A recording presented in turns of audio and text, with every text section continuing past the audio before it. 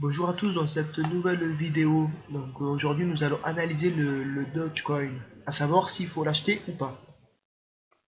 Donc, nous sommes sur le site TradingView, donc Dogecoin, on va analyser en daily. Chaque jour est égal à, enfin chaque barre est égal à une journée de cotation. Donc là on peut voir qu'on est en phase de correction. Donc on va revenir au début du Dogecoin. On peut voir que le Dogecoin il a bien stabilisé. Là on peut voir que le Dogecoin alors, apparemment il doit vers le 8 juillet 2020. De belles chutes. On peut voir que le Dogecoin a stabilisé ensuite. Donc le Dogecoin a bien stabilisé. Et on peut voir les premiers acheteurs. On voit ici la première hausse avec de hauts volumes, vert. Puis une phase de correction. On voit pendant la phase de correction, il n'y a plus de volume. Puis la cassure de la correction. On voit la cassure avec de hauts volumes. On voit ici les volumes verts.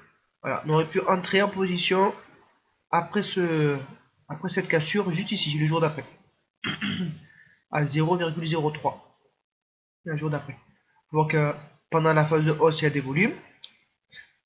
Ensuite, pendant cette phase de correction, cette petite tasse, absence de volume. Et de nouveau, lors de la cassure de cette correction, on peut voir de nouveau des volumes. On peut le voir ici, le premier volume. Il était ici, dans cette bougie, 13 avril. On peut voir les premiers volumes. Puis de nouveau, une petite phase de correction. Puis il y a eu donc on peut voir l'absence de volume pendant la phase de correction. On a une dernière petite hausse avec les volumes ici. Et puis nous avons la correction de toutes les cryptos. Donc qui a commencé à peu près le début mai, le 8 mai. On peut le comparer avec le Bitcoin. Voilà, ça a commencé. Voilà, phase de correction, voilà, début mai. Les cryptos ont commencé à corriger. Donc on va revenir sur le Dogecoin. Hop. Voilà, donc là pour l'instant le Dogecoin il est en phase de correction. On voit qu'il corrige moins que les autres cryptos. J'ai mis la flèche. Là pour l'instant il est en phase de correction. Pour l'acheter, il faudra attendre des volumes verts. Comme ici, là on peut le voir. Cette phase, première phase, deuxième phase, troisième phase, voilà, c'est monté en 3 fois. Dès qu'on voit la présence des volumes verts avec la cassure de niveau, comme ici, cassure de niveau, ici la cassure de niveau, ici la cassure de niveau, mais bon après il y a eu la chute.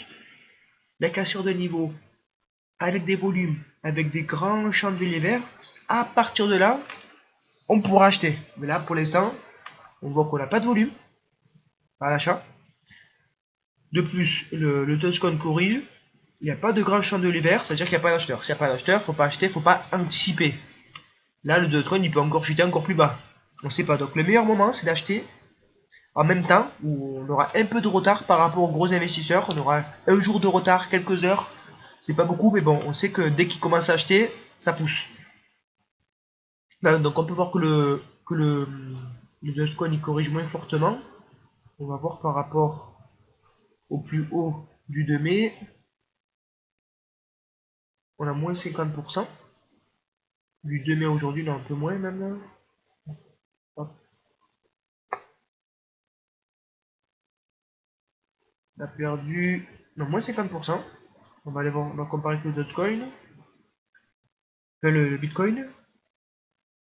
Par rapport au 2 mai. C'était vers ici, voilà. Non, moins 35% on a perdu. Encore que non, le Dogecoin a plus perdu. Là, graphiquement on dirait, mais non, c'est le Dogecoin qui a perdu plus que le Bitcoin. Donc voilà, c'est terminé pour cette vidéo. N'oubliez pas, il faut attendre le bon moment et la patience est la clé de la réussite. Formez-vous. Formez-vous à l'analyse technique. N'hésitez pas à liker, à me suivre. À bientôt. Ciao.